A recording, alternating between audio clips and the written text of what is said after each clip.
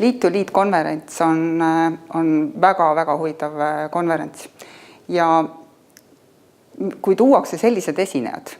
meile kandikul koju, siis igal juhul peaks iga liidri silm särama lööma ja tulema kuulama, pluss veel see, et see ei ole selline akadeemilises vormis konverents, vaid väga sellise kreatiivse õhkkonnaga positiivset emotsiooni loov ja loomulikult vaadake selle aasta esinejaid, et John Maxwell oma raamatu 360 kraadi liider, usun, et seda on enamus liidreid lugenud ja huvitav oleks kuulda tema siis selliseid tänase päeva kommentaare ja hinnanguid.